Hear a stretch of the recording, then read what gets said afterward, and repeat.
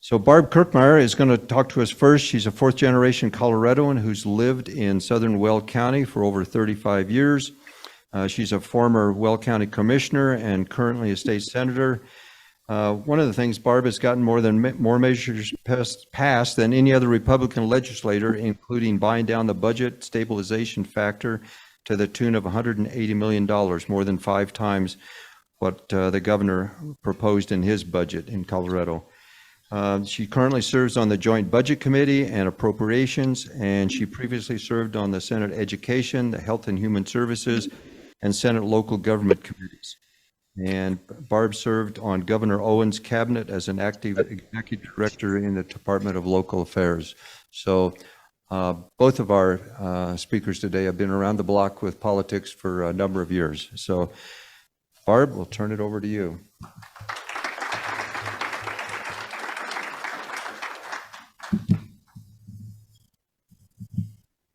All right, well, I've been around the block, so here we go. And I think I won because I get to go first. But as I've been out, and I am one of the co-chairs of the No on Proposition HH. And let me just ask real quickly, have everyone who's heard of Proposition HH? Great, that's going to make this go a lot faster and we'll get to questions that much quicker. But as I go around and I speak to groups and talk about Proposition HH, people are extremely furious. I mean, we all know what happened with our property taxes over the course of the last 3 years and how much they went up dramatically in the last year or so. I mean, in my own case, my property taxes went up by over 50%. That's huge, right? And there are things that can be done. I think we all know, hopefully, how property taxes work. They're based on the value of your property. That's the first thing that I don't have any control over, and neither does your local government taxing entity. Then it's based on the assessment rate, which the legislature, so you take your property value times the assessment rate. The legislature has the ability to address the assessment rate without going to the ballot. We can lower your assessment rate, and we have done that in the past couple of years without going to the ballot.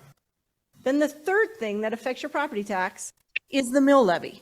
That's put on by your local governments, by your counties, cities, special districts like water districts, fire districts, sanitation districts, ambulance districts, you know, the list goes on, metro districts. So it's property value times assessment rate, which the legislature can address on their own, times the mill levy, which can be addressed by the local government. That's how property taxes are determined in this state, just so we're clear as we move through this. So Proposition HH, it's been billed as meaningful property tax relief. Couldn't be farther from the truth. The reality is this, your property taxes are going up, and with HH, they're still going up. To say that you're going to get a minuscule decrease in your increase is property tax relief is kind of appalling to me, and it couldn't be farther from the truth. So your property taxes are still going to increase. You will lose your Tabor refund check. Not this first year. It's estimated in the next 2 to 3 years, Tabor refunds will go away. Tabor refunds came into place back in 1992 when we passed this constitutional amendment called the Taxpayer Bill of Rights. Since that time, and especially in the last couple of years, we've enjoyed Tabor refunds. Do you remember getting your $750 check? That was a Tabor refund. It wasn't a Colorado cashback. It wasn't something that the legislature did. It was something that people voted on and put in our Constitution. And you got your Tabor refund check. This year, you're slated to get about $881 million, $881, not million, dollars in your Tabor refund check. Be great if it was million, wouldn't it? But anyways, essentially with Proposition HH, because it increases the base in the Tabor, and it's kind of a complicated formula that works in, but the bottom line is, because we increase the base, your Tabor refund goes away. And what it also does, Proposition HH, is state government will grow by an additional, an extra, on top of inflation and growth, an additional 1% compounded annually for the next 10 years at least. That equates to an additional, an extra $10 billion, which should have gone back to your pockets, in our pockets down at the state legislature. We will grow state government by over $10 billion in the next 10 years. Sound like a good deal yet? Just asking. I don't know if anybody in the room is a renter, but 40% of Coloradoans are renters. There's nothing in Proposition HH essentially for renters. They put in at the end, in the legislation, in the bill, and into Proposition HH, they put in a $20 million grant for 40% of Coloradoans. So there's about 6 million people in the state of Colorado. So about 1.4 million people can split up $20 million annually to try and get some kind of rent relief, possibly. On the floor, when we were debating this bill, we were told that, oh, renters are going to see a decrease in their rent because landlords are going to see a decrease in their property taxes. Well, I just told you that's not accurate. Property taxes are going up. Even if Proposition HH passes, property taxes are increasing. Instead of increasing by about 40%, they'll increase by about 32%. They're still increasing. My Democrat colleagues decided it was a great idea to drop the assessment rate from 6.76 to 6.7. So we dropped, Proposition HH drops the assessment rate by 0.06. 0.06. Not even one. We couldn't even get to one. Anyways, and with regard to the renters, if you are a renter and you want to try and get your piece of that $20 million because you're going to give up your Tabor refund, but if you want to try and get your piece, you have to actually apply for it. If you don't apply, you don't get it. And you may not get it anyways, even if you apply. Next, I mean, when this bill was going through, Kyle Clark really, he nailed it. And you know, Kyle Clark's not necessarily one of my favorite people in the world, but I do appreciate him and I respect some of his comments, but he nailed it. He asked, does Polis think we're dumb? Giving you some of your own money and claiming he's saving you money, because that's exactly what Proposition HH does. Claims that they're going to save you money on your property taxes, but we're going to take your Tabor refund check. And apparently the campaign for Proposition HH and the slides that I've been seeing throughout the last couple of months, they have a slide that says Proposition HH for dummies. So apparently they do think we're dumb. So anyways, one of the other provisions that's in Proposition HH, they say is for seniors. And there is a provision in there that would help seniors. We have a senior property tax exemption, and it's not portable. So you have to have lived in your home for at least 10 years before you hit the age of 65. Then you can apply for it. It's not automatic. You have to apply for it. And you can get a senior property tax exemption. Proposition HH did put in the legislation that it could be portable. In other words, once you've applied and once you become eligible for a senior property tax exemption, you've lived in the state of Colorado for at least 10 years prior to turning 65, you would be able to take your property tax exemption with you to a new home if you wanted to downsize. That's a good thing for seniors. In fact, it's so darn good that a Republican legislator tried a couple years in a row to get that passed at the legislature. Democrats opposed it, didn't even get it out of committee. We didn't need Proposition HH for you to get a portable senior property tax exemption. 3 years ago, we had a vote, it was called Amendment B, to repeal a constitutional amendment that I call the safety net for residential property tax owners. And when you combine this constitutional amendment, it was called Gallagher, I don't know if y'all remember. When you combined it with Tabor, there was a ratcheting down effect since 1992 of that assessment rate. So remember, it's the value times the assessment rate times the mill levy to figure out how much you're going to pay in property taxes. So it was ratcheting it down. And we went from like 28%, and in 2020, it was down to 7.1. That's when the legislature thought it was a really good idea to go put on the ballot to take away that safety net. And lo and behold, it passes. And you know what our governor said about a couple of weeks prior to that vote? He said, if you don't vote for this, you're going to get an automatic tax increase.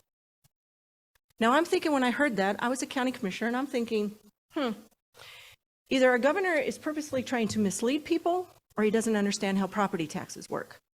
Neither scenario is good. Because what happened after 2020? Your values went up.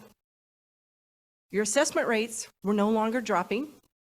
Mill levies may have stayed the same, but when your values went up, your property taxes went up. And after COVID, when we all had that huge jump in our property taxes, starting in 2022, because we have a reappraisal year, that's why we're in the situation we're in now. So the governor told you that if you didn't take away the safety net, your property taxes were going to increase. That's exactly why your property taxes did increase, because we took away the safety net. One of the other things that the proponents of Proposition HH like to tell everybody is that, oh, we're not going to hurt anybody with this because the state is going to backfill local governments, their loss in property taxes. You know, that approximately $300 million of the $4 billion increase across the state that's going to occur because of the increase in property taxes that will be paid. When I brought up on the Senate floor that there was a flaw in the bill, that essentially after the first year, and maybe even in the first year, local governments would not get reimbursed. They would not be backfilled by the state. So this is a problem. You've been saying that you're going to try to make sure that local governments don't get hurt here, that they'll be able to provide fire service, that they'll be able to provide the water service and the sanitation services. When I brought this up and I had an amendment to fix it, and I'm not going to go in and explain the amendment because it does kind of get complicated, one of the Senate sponsors, Senator Hansen, said this: local governments can't keep taking money from the state. It doesn't make sense to have an ongoing backfill for every jurisdiction. So when you hear a proponent tell you that they're going to backfill local governments, your counties, your cities, your water districts, your fire districts, you should say, no, that's not right. When you hear them say that, that's not correct. The goal in Proposition HH is that we don't backfill. And there's a provision in the bill to make sure that we don't. Just want to put that out there. There's another provision that Proposition HH likes to talk about. They say, well, when we get your Tabor refund check versus you spending it on things that you need in your life, when we get it, we're going to put it towards education because we need to be able to fund education. Well, for the last 14 years, the Democrat-controlled governor and the Democrat-controlled legislators have put in place a work around the Constitution to not fully fund education. We had a constitutional measure passed back in 2005 that required that school funding increase by inflation, that the base funding increase by inflation. In 2009, the legislature said, it was just a constitutional amendment. We can work around that. And they did. And they haven't been fully funding education. In fact, we have been balancing the state budget on the backs of students since 2009. And Senator Fenberg, who's in the quote in the blue box, was a Senate sponsor of this bill, basically told everybody, that's true. We have not done that. The legislature has not done that. So do you trust them? Do you trust them when they say it's real property tax relief when we know that it's not? Do you trust them when they say that they're going to reimburse local governments so they don't get hurt? No, they said it right on the Senate floor. That's not the intent. Do you trust them when they say it's going to go to education funding? When they can find a workaround the Constitution, do you think a statutory provision is going to stop them? So I would ask for you to vote no on HH, and I would leave you with this. And I've got a couple more slides I'll go through, but I would leave you with this. We don't need HH to get property tax relief. All we have to do in the legislature is drop the assessment ratio. We could have dropped it down. We've done it. We don't need to go to a vote. We don't need your Tabor refund. We don't need your Tabor refund check to fund education. We have nearly $5 billion in unrestricted reserves and in fund balances for education specifically. Nearly $5 billion. We don't need your Tabor refund check. If Proposition HH fails, this is what can be done. We passed a law last year that says next year, your property tax rate, assessment rate still will be at the 6.76. It's not going back up to the 7.1. So we do have a year here to try and fix some of it. Or the governor could call a special session. He can and he should. We've asked for it and asked for it. He can and he should. And the legislature should get back to work, get down to work, and actually lower those property taxes. We can do that by simply lowering, even if it's only temporarily, the assessment rate. And local government taxing entities, they can float their mill levy down. If Proposition HH doesn't pass, they can reduce their mill levy temporarily and give you a property tax relief. Weld County, I was a Weld County Commissioner for 20 years. Weld County has been doing that since 2003. So it's possible. You don't need to give up your Tabor refund check. That is what Proposition HH is about. It's not about property tax relief. It's about getting rid of Tabor. So please vote no on HH. It's not good for you. It's a bad deal for Colorado. And here's the list of groups, not all of them, but some of them, that are opposing Proposition HH. And it starts with former Governor Bill Owens. Every Republican legislator, current legislator, voted against. It was Senate Bill 303 at the time, but voted against putting Proposition HH on the ballot. Asked for a special session so that we could actually give you real property tax relief. I look forward to your questions. Thank you for the opportunity to be here today to talk to you, and I ask you to vote no on Proposition HH.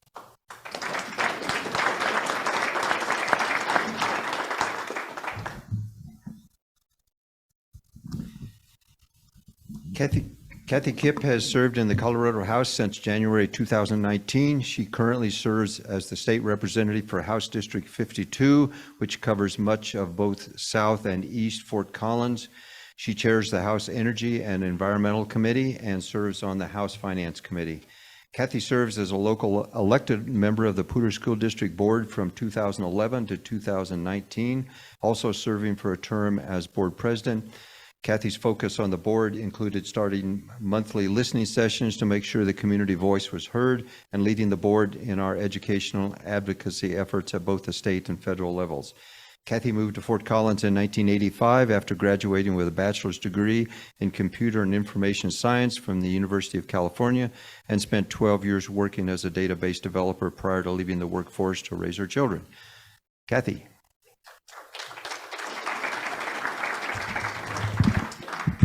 Hey, everybody. Thank you so much for coming today. I'll make sure I can get over there. Sorry, somebody saying something? Okay. Well, anyway, so as you know from that introduction, I am a former school board member, and the reason I wanted to join the state legislature was really to figure out state funding. And I guess I should go back. I didn't realize this was clicking already. So so one of the things that we as a legislature forwarded on to you, the voters. We forwarded 2 items this year, HH and II. II is a little bit easier to understand, but HH, I believe, is really a responsible way to look at property tax relief. Because if we vote for HH, a number of positive things are going to happen.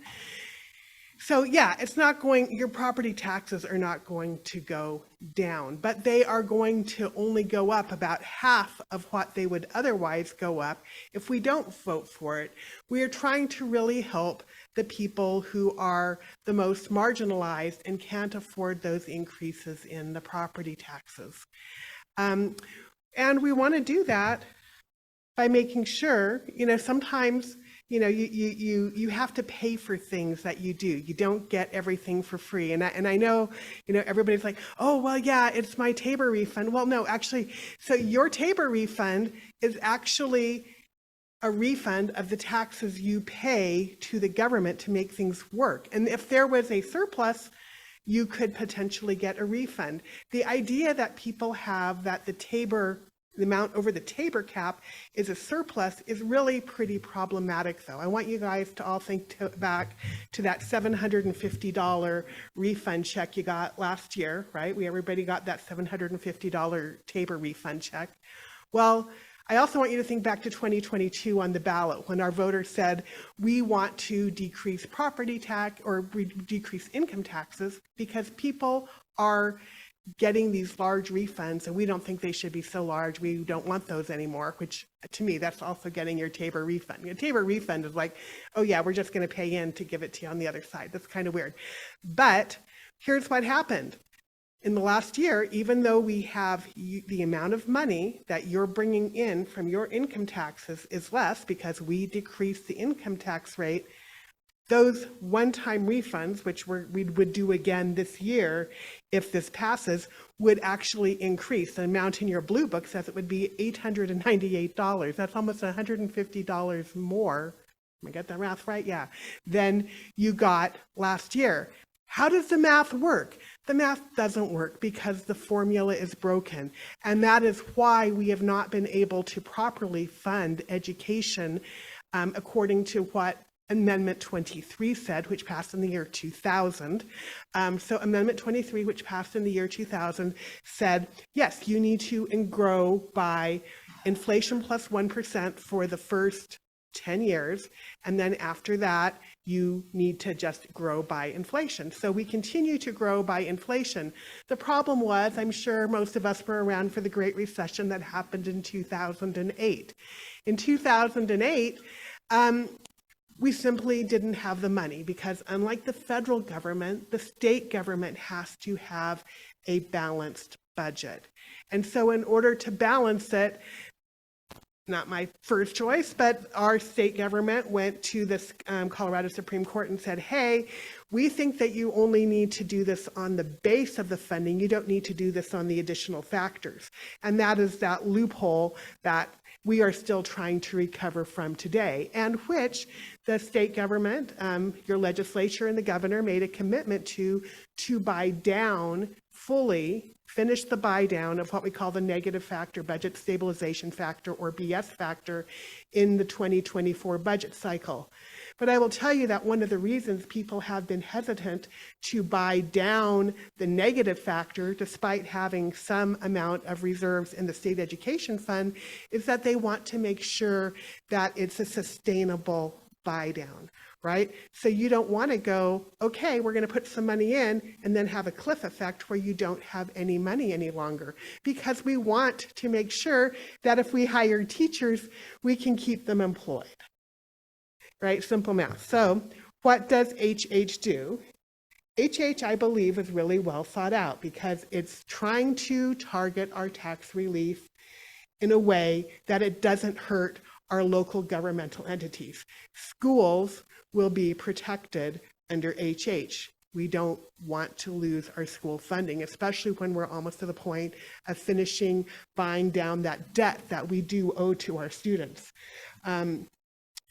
Emergency districts, fire districts, those are going to receive 50% of the backfill. The libraries, the water districts, all the other special districts, they will receive some amount of backfill unless they get too much of an increase. Now, if you get a lot of an increase already, we're saying, well, yes, then you probably can cover your expenses through those increases that you're getting in property values. Now, statewide, the property values increased by 40%. Here in Larimer County, we actually increased by 40%, although the range, and somebody sent that to me today, a range between 37 and 63% of an increase in the property values. However, the amount overall was 40%. So if you instead only have to do half of that increase, I think we're better off and people will be able to stay in their homes. Keep forgetting I have the clicker. There we go. So how did we get here? Senator Kirkmeyer did reference the Gallagher Amendment, which passed, I think it was in 1986, but 1982. I'm getting the year wrong, and it's right up there. So in 1982, we passed the Gallagher Amendment. How many of you are familiar with exactly what that did? Okay, good. There's a few of you. So basically what the Gallagher Amendment did is it set a ratio, which worked at the time initially, between the amount of property taxes that would be paid by residential and non-residential entities. But because of how taxes evolved over the years, we dropped from like 29%. So the commercial rate is still at 29%. How many of you own businesses and have to pay that 29% rate on businesses? That's really been hurting our businesses over a long period of time. And what HH does is it will reduce it by an amount. Also, but over the time, in order to maintain that 55% balance, we have dropped from about 29% at the time on residential down to 7.15. And I was in the legislature in 2020, that was during the pandemic, and we referred a repeal of Gallagher to the ballot on a bipartisan basis because it requires a 2/3 vote from the House and from the Senate in order to make sure that we could repeal. So that repealing Gallagher was a bipartisan thing. And we said we are going to repeal it and replace it. But we did a couple of bills in the meantime. You can see up there SB 293 and SB 238, which did temporary reduction. So when Senator Kirkmeyer says you're only going to go from 6.975 to 6.7, well, yeah, because we're still in that temporary reduction period. Really, 7.15 is our baseline. And if you don't want the assessment rate to go back up to 7.15, then that is what HH is going to do. So an outside group has also I grew up originally in California, so I grew up with something called Proposition 13. I think it actually passed while I was in high school. And I'll tell you, Proposition 13 basically decimated education funding in the state of California. What this measure would do, which I believe is called Initiative 50, is it would allow a maximum increase in the property taxes of 2% per year or 4% every 2 years. That doesn't come with any kind of pay for, right? So there's nobody backfilling that, and that doesn't even keep up with typical inflation. So if that passes next year in 2024, it's not on the ballot this year, we are really looking at a world of hurt for Colorado. And a lot of us feel like Colorado has been in a world of hurt for a long time because of Tabor, because we have tax policy in our state constitution, making it very inflexible for us to deal with. Just a little bit of a summary. Yeah. I think you guys need to mute yourself who are online. As we mentioned, HH will reduce property taxes for everybody. So I think that is a good thing. Whether you are a senior, whether you're a first-time homebuyer, the property tax rates do come down, and there are property assessment declines too, where you take some amount off of what your assessed value is. As Senator Kirkmeyer said earlier, those assessed values are required to be market rate. I served on the State Board of Equalization during my first 4 years in the legislature, and those are done and taken very seriously in how your property values are assessed. So there's not, shenanigans going on there. Those are set at a particular rate. So the only way to adjust them are through mechanisms like this. I really do like the targeted relief for seniors and renters in this bill, especially the portability of the senior homestead exemption. And yes, the legislature could just go ahead and pass one of those bills to say, yes, we want to give seniors the ability to downsize. But what happens if we do that without the pay for? That is part of HH, which is increasing that Tabor cap by 1% a year over the next decade. If you do it without that, basically we have less money for all of our other governmental services. And I know there's a lot of confusion about how education funding fits into this. And so just a small detour to tell you a brief primer on education funding, because to me that's one of the most important things we do. So local jurisdictions do have property taxes that go to help pay for the student education. There is a set amount by area, right? Because it costs a different amount in different areas and based on the attributes of your kids on how much it costs to educate kids. So there's a per pupil revenue amount that every kid gets funded through the state. But the first part of that should come from your local jurisdiction in the form of the property taxes. Whatever isn't paid is left over, and the state backfills that amount. So if we have less money left at the state level to backfill, then that means we are going to be headed for that fiscal cliff, which unfortunately we have been headed for quite a while. And just to give you an idea of how our tax policy over the last really couple of decades has impacted how we fund education, it used to be that about 2/3 of the money that we spend on funding education, do this per pupil revenue, came from local jurisdictions and property taxes, and about 1/3 came from the state. Now that's reversed. So that is the impact that our tax policy has had on where we are, and so we actually do need more money from the state level in order to do that backfill.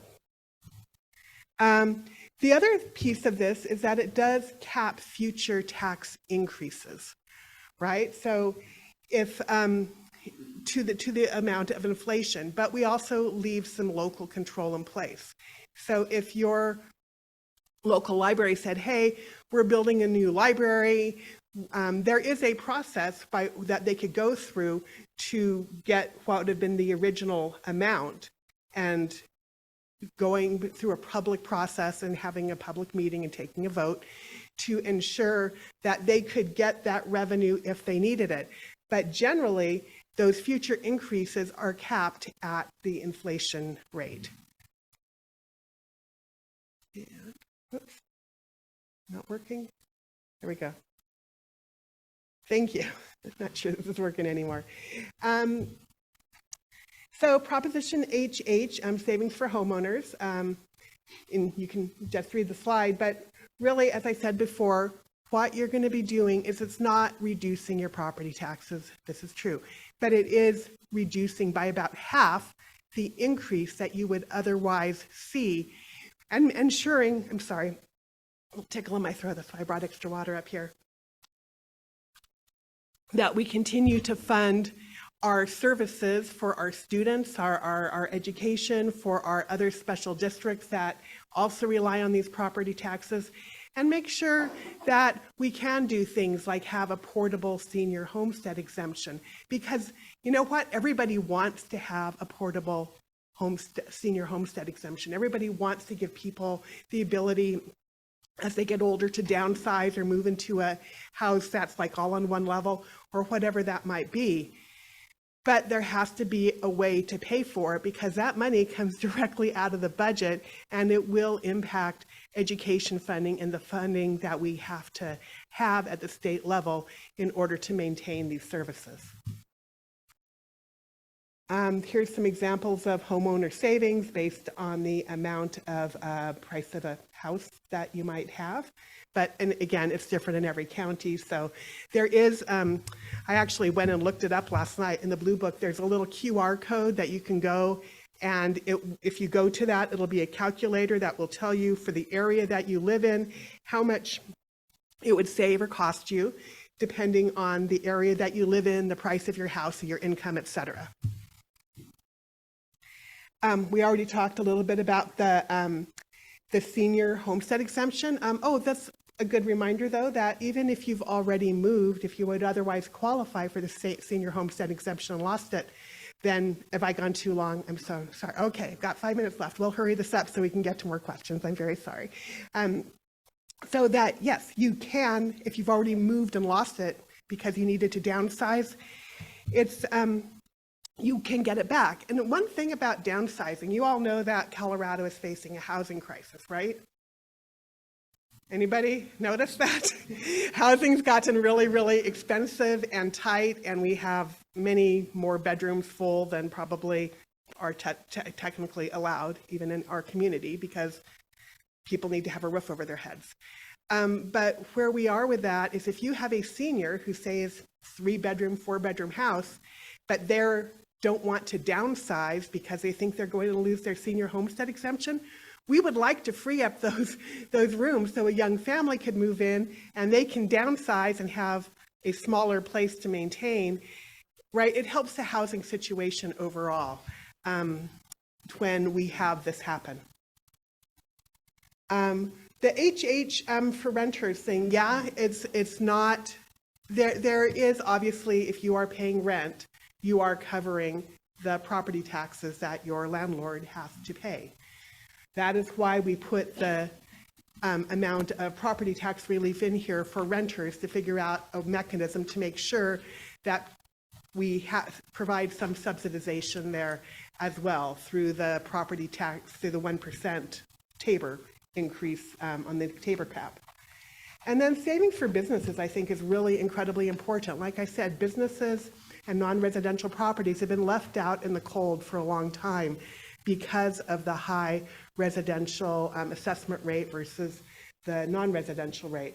So really what we want to do is provide some savings for our commercial entities, which have been really overly taxed because of the trickle down from Gallagher from all those years. We've already talked that when we vote for HH, we're actually ensuring school funding. Now, this money that goes into school funding, there's something called the State Education Fund. There are purposes that are allowed for that funding, where that extra money would go. That is defined by the state constitution. That money cannot go anywhere else but to pay for education. And I'm probably running out of time, so I'm going to try and get through that. We talked about the 1%, that HH goes up 1% per year. And it does not completely take away your Tabor refund. If you see the chart there, the referendum C cap is that dashed line. That's where we came to in like 2004, 2005. The amount over that is significant, and so anytime soon we are not going to be doing away with the full Tabor amount. But again, do you want your taxes to pay for things like education and roads and all those other things that we expect our taxes to pay for? I think we do. Here's some more examples, but again, I would really encourage you to go look at the little QR code in your blue book and see what that would mean for you.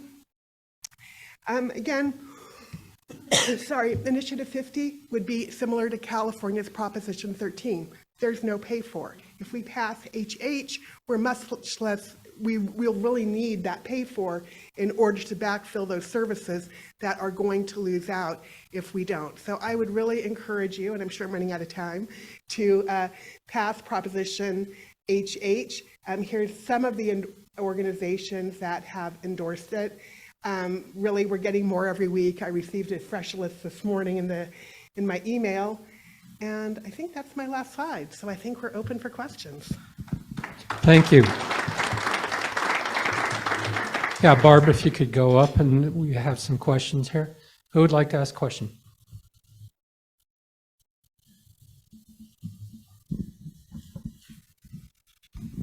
So in Rotary, as you saw, we have a four-way test. I'm really curious, just from your perspectives, what's fair to all concerned? Sure. What would be fair to all concerned is that we actually come back as a legislature and look how we work with local governments, not behind some closed door down on the first floor. So the legislature is on the second floor, the governor's office is on the first floor. This was done behind closed doors, essentially, with the governor's office. So what would be fair is we pull in those local governments, people who actually understand how property taxes work. How do we give property tax relief? What do we need to do with regard to maybe lowering the assessment ratio? Because if that constitutional amendment called Gallagher, that safety net, if that wouldn't have been repealed, our assessment ratio for residential would be 4.9. So your property taxes would have gone down. So that's what would be fair for everyone. Looking at how do we get to a legislative fix? Because remember, the only time we have to go to the voters is if we're going to increase your taxes. If we wish to decrease your taxes, we don't have to go to voters. So we could do that by lowering the assessment ratio in tandem with local governments. That wouldn't require us as a state to try and backfill local governments. It doesn't have to be done that way. And what would be fair to all of you is not telling you that we're going to give you savings when your property taxes are going up, and then we tell you we need your Tabor refund check on top of that. That's not fair to you. So not taking your Tabor refund check, which is your money, that would be fair to you. And I obviously have a different answer, actually, as you guys were reciting the yeah, shocker. As you were reciting your four-way test, I was like, well, that's what HH is about. It's a very responsible way to address the rapid increase in property taxes that are going to be unmakeable for some people, right? We need to make sure that people can stay in the homes they own. And it provides tax relief, property tax relief to everybody, with that just 1% compounded, which does not take away Tabor, and it does not take away your entire Tabor refund. Have a look in your blue book, there are charts, but I think it's a very fair and balanced approach. We cannot afford any more taxes. Please help the American people.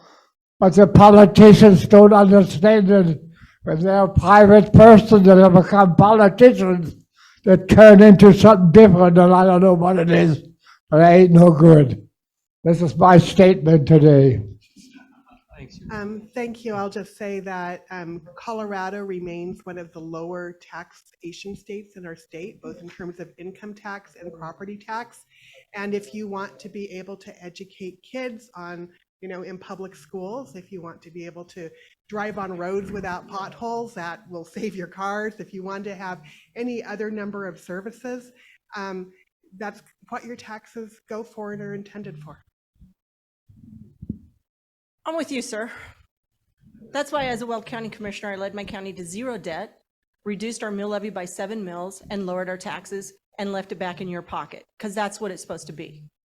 So this whole hoax that we need to somehow get your Tabor refund and grow state government by more than $10 billion extra over the next 10 years is appalling to me. It's appalling. To say that we don't have enough money to fund education is to me saying that we have a bunch of legislators that can't figure out what their priorities are and don't follow their oath of office. We take an oath to uphold the Constitution of the state of Colorado. You want to know which program's in the Constitution that says we have to fund? Education. It says we have to fund a free public school system throughout the state of Colorado that is uniform and consistent. For the last 14 years, we've had a legislature that's done a workaround, found a loophole to get around and not fully fund education because they wanted to fund something else other than education. And I heard that we need to use this to fund potholes. Well, for the most part, we don't use your general fund tax revenues. So the state of Colorado does not receive property taxes.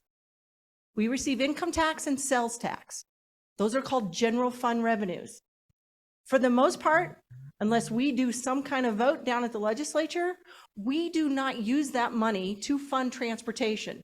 We only use federal dollars that we receive from taxes that you pay. The Highway Users Tax Fund is a gas tax that you pay. It's 22 cents at the pump. That's what we use. We have a fee or a tax. That's how we fund transportation. To say that we need this to fund education is totally inaccurate. We should have been funding education. When we had a Republican governor, we fully funded education and we followed the Constitution. But for the last 14 years, they figured out how to work around it and not fully fund education. This year, last November, for this current fiscal year, the governor came in with $35 million to buy down what we basically owed on education. We were shortchanging education last year, $321 million. The governor came in with $35 million buy down. $35 million. When we're sitting on $1.2 billion in the state education fund, another $1.3 or $4 billion in the permanent trust fund, which has to be used for education. And we're sitting on close to another $2.5 billion in unrestricted reserves. You want to know what this legislature did? In 2021, they passed a bill that required school districts throughout the state to increase their mill levy to fund more into education. So this last year, for this state fiscal year in the budget, out of a $9 billion budget for education, $4 billion of it is from school districts throughout the state of Colorado. You want to know what we did at the state? We lowered our share by $160 million, and school districts increased their share by $634 million because of a legislative act on tax policy that required school districts to increase their mill levy and increase their taxes. So, Are you, me? First of all, I think that I'm not sure you can require school districts to increase their mill levy. I think that has to go to the voters. oh, no. No, it went to the court. It went to the Supreme Court. But No. she's not was giving a you, tax I'm credit. sorry, Senator Kirkmeyer, but you're not giving them the full story. The full story was that that was based on districts that had to Bruce by a certain date, and then the State Board of Education kept on using an old assessment rate. So there is truth on both sides, but yes, we did something that was entirely legal. But please, what Okay, is my your question? question really is, the senior tax exemption, does it take, I've got a couple questions. Does it take a vote to enable that to be transferred property to property, as is in HH? So does that take a vote, or could that be a legislative movement? The other thing is, the question is the assessment rate, can the legislature lower that or increase it without a vote of the people? Those are my two questions. Go ahead. The legislature can lower it and it can only increase if it was a temporary reduction. And I'm sorry, your other question real quick. The portability. Oh, the portability, yes. The legislature could take a vote, but as has shown in the past, they're not going to, because you have to pay for it, or else you're going to depriving things like education. And happy to talk more afterward. So just to be clear, we don't need to go to a vote to make your senior property tax exemption portable. We also could have indexed the exemption. Right now it's 100,000. If Proposition HH passes, it'll be 150,000 for a year or so. But we could have indexed it. We could do that at the legislature. We don't need to go to a vote. To lower the assessment ratio, we do not need to go to a vote. We can lower it. You can lower taxes. If we lower it temporarily, then you can increase it back up, because that's exactly what we did last year, is we've lowered it temporarily. So it can increase back up, but if you're just going to try and increase it back up, that requires a vote of the people. And here's another little hidden gem in Proposition HH. Once this passes, if it passes, we don't ever have to come back to you and ask for your voter approval again. We don't have to. It's done. And Tabor will be gone. All right. Just to check, Melissa, Imran, do you, either of you have a question online? No? No. Okay, thank you. Thank you so much, Senator and Representative. It's been an important discussion for us today. We appreciate your contribution here and all the work that you do for our state and our communities. So thank you very much.